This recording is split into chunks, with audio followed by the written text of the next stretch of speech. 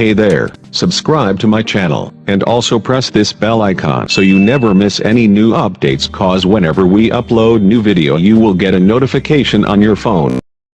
Part 1. First, you have some time to look at questions 1 to 4.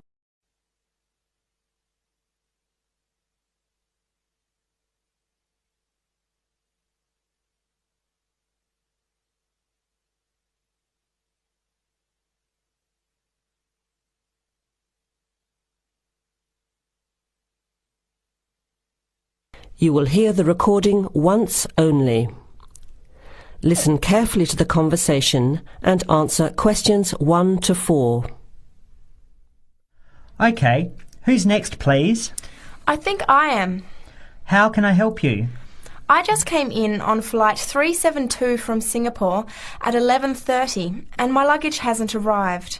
I've been waiting at the baggage claim for about half an hour now and everything seems to have come off the plane. The conveyor belt has stopped and all the passengers have gone. So I came here to find out what has happened to my bag. Can I see your ticket, please? Here it is. So you came from Hong Kong today and changed planes in Singapore, right? Yes, the connection in Singapore was a tight one. The plane got in late and I had to rush to get to the next flight. That's the problem right there. There wasn't enough time to get your bags onto the connecting flight. Normally Singapore Airport is very efficient. Now, I need you to fill in these forms. Your name? Jenny Lee. Address? I guess you want my address here. I'm staying with relatives.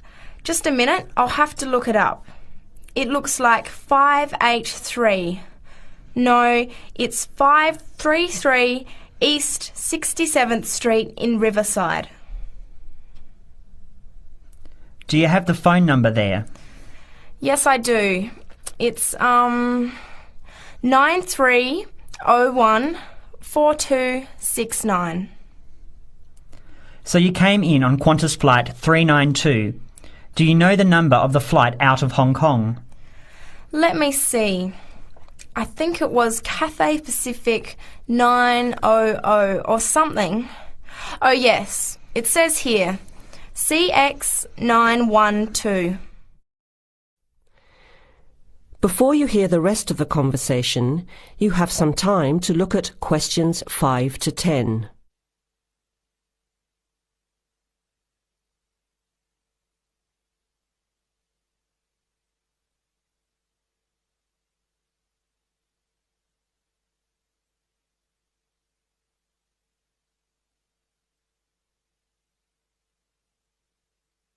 Now listen and answer questions 5 to 10. Right. Now, I need a description of the luggage. How many pieces did you check in? Just one. Can you describe it for me? Here is a picture to help you. Okay.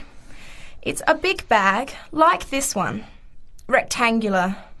Not hard shell, but soft covered, and it has a zipper around the front. Is it black? No, sort of a grey colour. Any identification? Just a tag with my name on it. Any other features?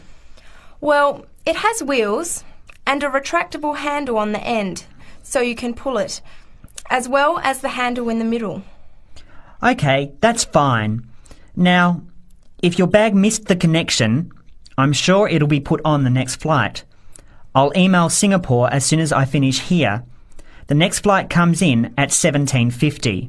That's 10 to 6 this evening. You can pick it up then. 10 to 6? That's too long to wait. Can I get my uncle to pick up the bag on his way home from work? Sorry, you have to be here yourself to clear customs. Of course, I almost forgot. Will the bag come here, to this desk? Yes.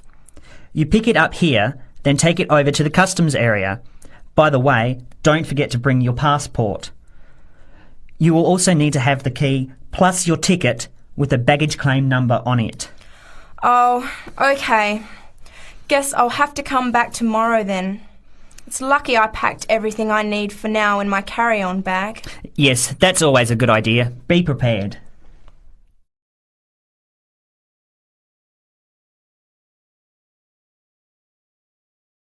That is the end of part 1.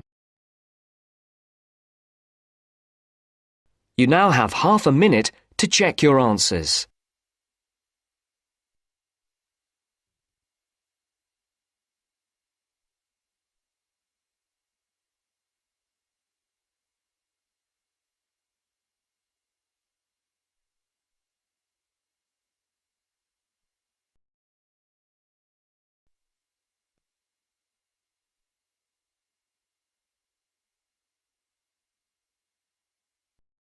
Now turns to part 2. Part 2. You'll hear a man talking about living and working on Trinidad. First, you have some time to look at questions 11 to 15.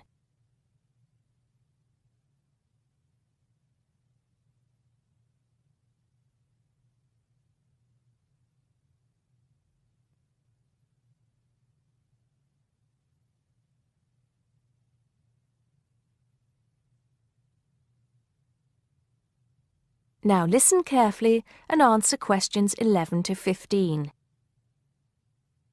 Hi, I'm Steve Pinfold, and I'm here today to tell you about my gap year, which I took about 20 years ago. Unlike many students these days who go travelling or get some work experience between school and university, I decided to do something completely different after finishing my degree. I applied to work for a charity organisation. What it does is it sends people with particular skills to countries where those skills are needed. Apart from having some experience teaching English to summer school students, I didn't have any particularly useful skills, I thought, but luckily I was still accepted. I had to find the money for the flight, but you get free accommodation. I stayed with a family of 5. And you do get paid, but not much. It's a bit like pocket money, enough to get by. I worked in an orphanage and taught English at a local school. Where was I? Well, originally I was going to be sent to a village in India, but at the last minute the organisation decided to send me to Trinidad. Now, this is a fascinating place. It's an island in the Caribbean. Well, in fact, the country is actually 2 islands. The smaller one is called Tobago, which is connected somehow to the word tobacco. Anyway, there I was, a young white guy living and working on an island which is mostly a mixture of descendants from Africa and India.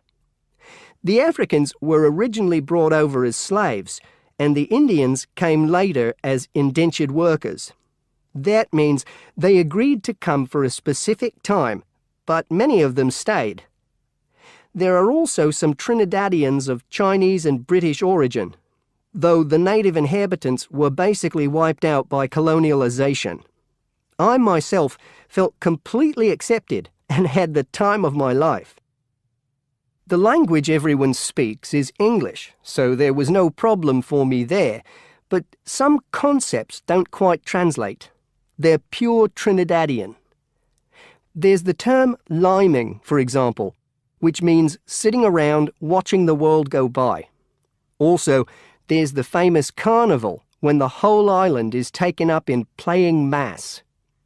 For a whole month, around February or March, it depends when Easter is, everyone's busy preparing costumes, practicing calypsos, soca and steel pan music, and most importantly, partying. Before you hear the rest of the talk, you have some time to look at questions 16 to 20.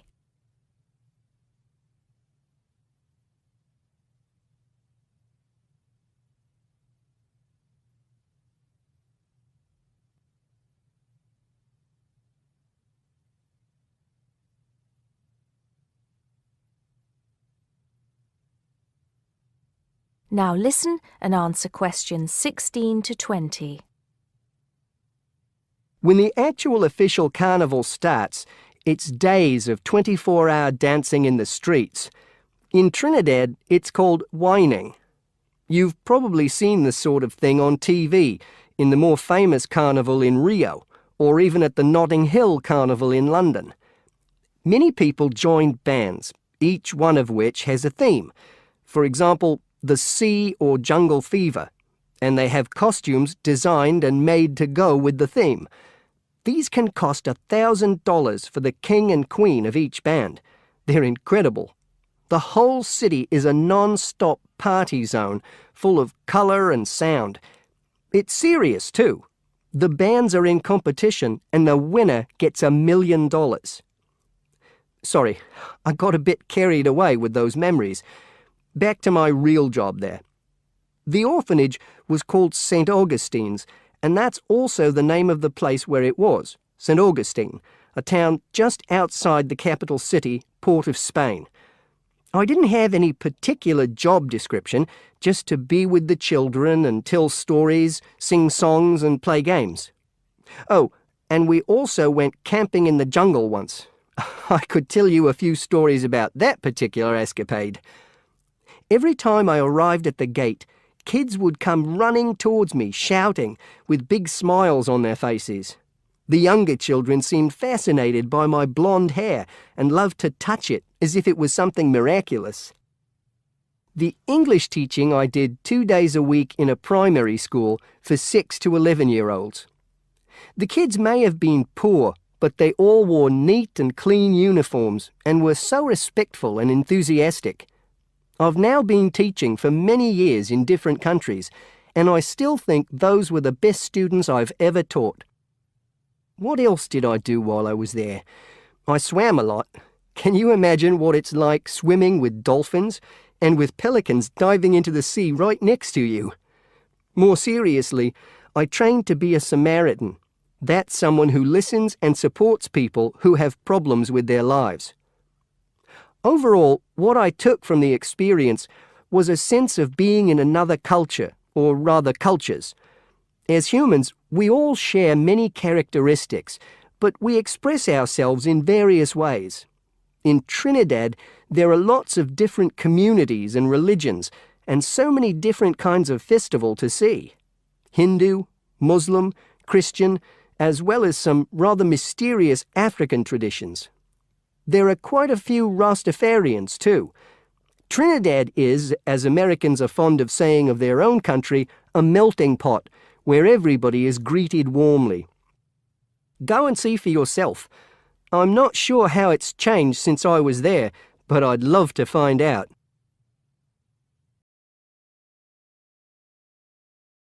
That is the end of part 2. You now have half a minute to check your answers.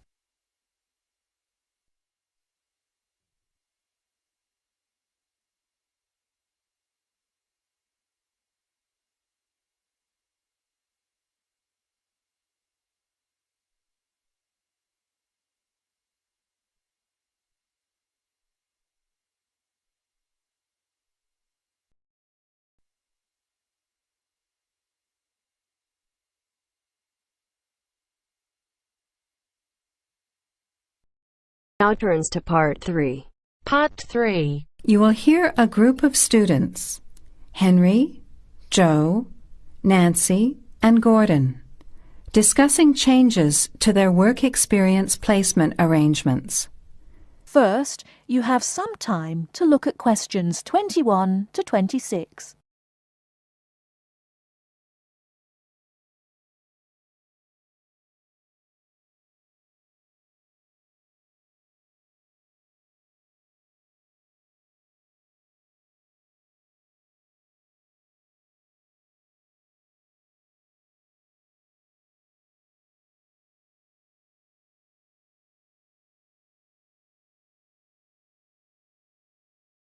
Now listen carefully and answer questions 21 to 26.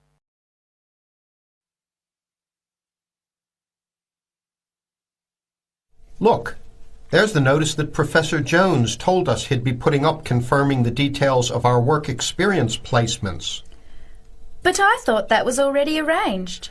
No, he said he'd have to check with the companies that the days we preferred were okay for them. Let's see if any have changed. Teresa's not here today, but her name's first. It says the Uni Bookshop, Friday mornings starting on the 23rd of March. So nothing's changed. I'll let her know. What about Manuel? He's not here either. Is he still going to the music store in the high street? If it's mainly music, yes, he's still down for that on Friday afternoons starting on the 9th. The day's different.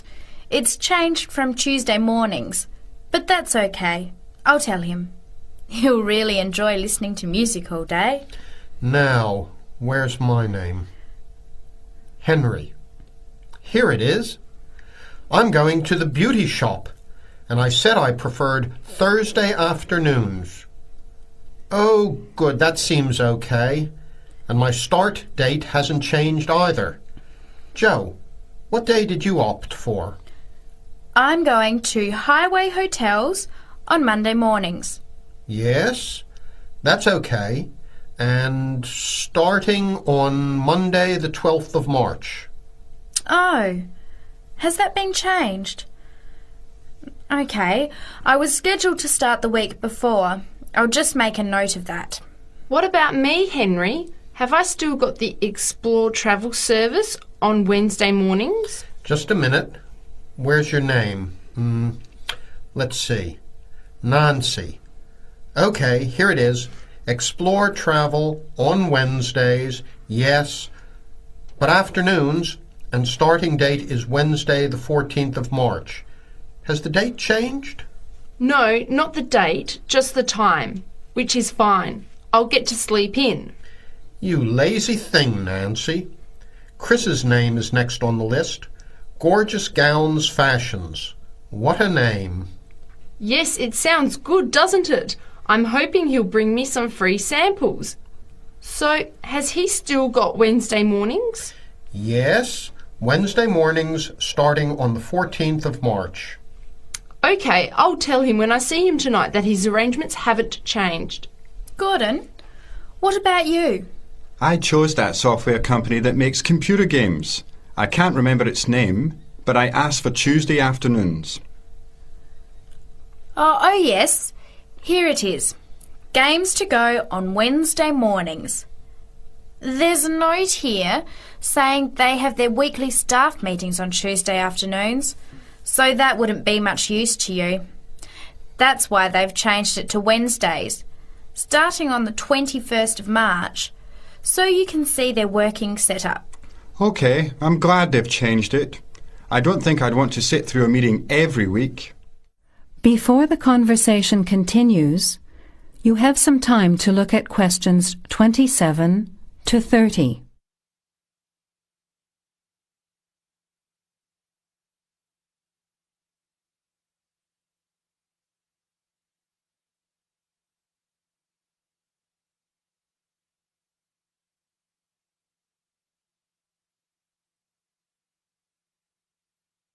Now, as the conversation continues, answer questions 27 to 30. Can someone remind me what time we have to get to our placement in the afternoons? It says here, mornings start at 9 a.m. and afternoon sessions at 1 p.m. Oh, that's a shame. I thought Professor Jones was going to change it to 9:30 a.m. and 1:30 p.m. Yes, he did say that he'd try to make it later, but obviously that wasn't possible. By the way, just in case, what happens if we're ill or something and can't make it? Do we phone the college or the place we're going to? I think we have to phone the company first and then the college. Didn't you get the information sheet about work experience at our last seminar? No, I missed it because I had to go to the dentist. What else did it say? Well, we have to do a total of 24 hours altogether. So if we miss one of the arranged sessions, we have to organise another time to make up the hours. And he gave us details of the presentation we have to give about our work experience. Oh, really? What do we have to do? In week 10, we each have to give a presentation to the class about the company we've been with. It's 30% of a final mark for this subject, so it's going to be a lot of work. Yes, he's expecting us to do a lot of research while we're there so that we can outline the history of the company, its management structure, number of employees, other branches, etc. And he said we should use lots of visuals such as diagrams and flowcharts during the presentation.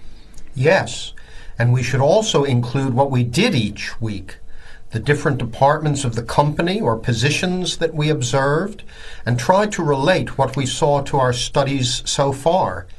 He gave examples like management style, accounting systems, information technology, and so on.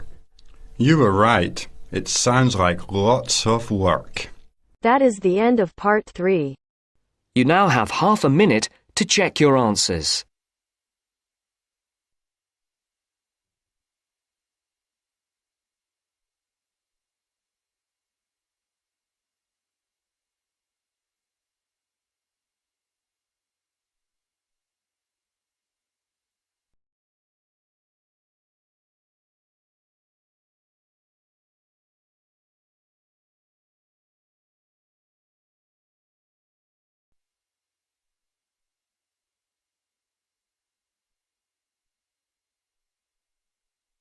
Now turns to part 4.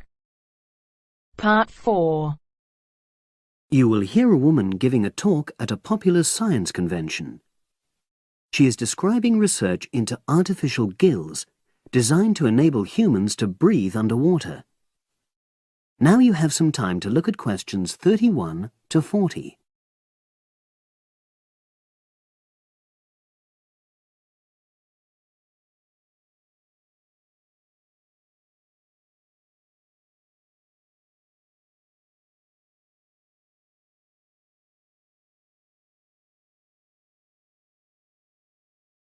Now listen and answer questions 31 to 40.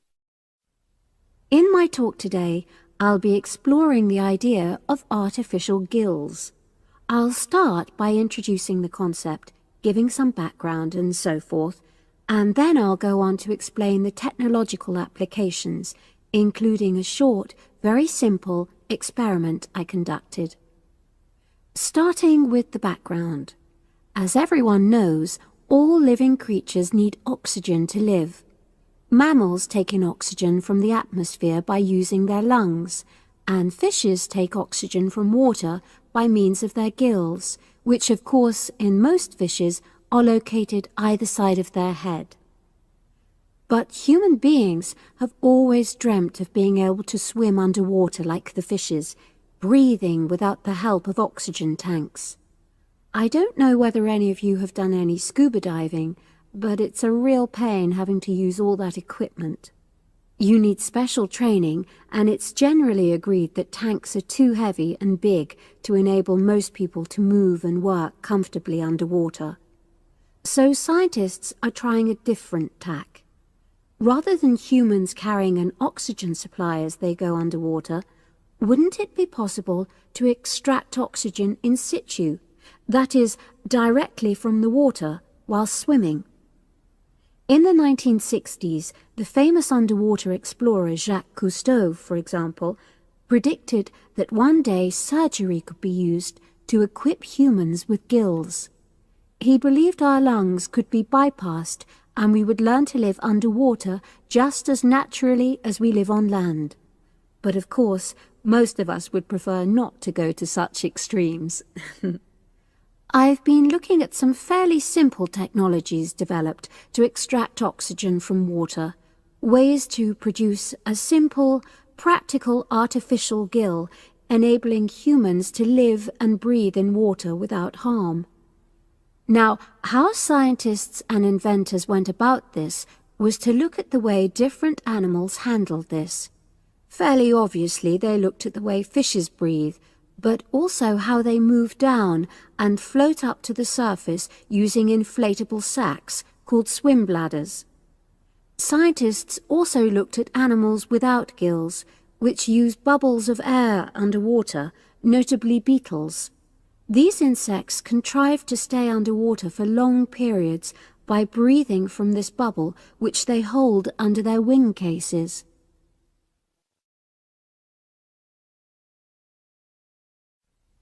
By looking at these animal adaptations, inventors began to come up with their own artificial gills.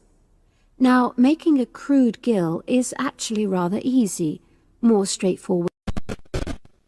You take a watertight box, which is made of a material which is permeable to gas, that is, it allows it to pass through inwards and outwards. You then fill this with air, fix it to the diver's face, and go down underwater. But a crucial factor is that the diver has to keep the water moving so that water high in oxygen is always in contact with the gill, so he can't really stay still. And to maximize this contact, it's necessary for your gill to have a big surface area. Different gill designers have addressed this problem in different ways, but many choose to use a network or lattice arrangement of tiny tubes as part of their artificial gills. Then the diver is able to breathe in and out. Oxygen from the water passes through the outer walls of the gill, and carbon dioxide is expelled. In a nutshell, that's how the artificial gill works. So, having read about these simple gill mechanisms, I decided to create my own. I followed the procedure I've just described, and it worked pretty well when I tried it out in the swimming pool. I lasted underwater for nearly 40 minutes. However, I've read about other people breathing through their gill for several hours. So the basic idea works well, but the real limitation is that these simple gills don't work as the diver descends to any great depth, because the pressure builds and a whole different set of problems are caused by that. Research is being done into how these problems might be overcome, but that's another story, which has to be a subject of another talk. Despite this serious limitation, many people have high hopes for the artificial gill, and they think it might have applications beyond simply enabling an individual to stay underwater for a length of time. For example, the same technology might be used to provide oxygen for submarines, enabling them to stay submerged for months on end without resorting to potentially dangerous technologies such as nuclear power. Another idea is to use oxygen derived from the water as energy for fuel cells. These could power machinery underwater, such as robotic devices. So, in my view, this is an area of technology with great potential. Now, if anyone has any questions, I'd be happy to answer. Yes, lady at the...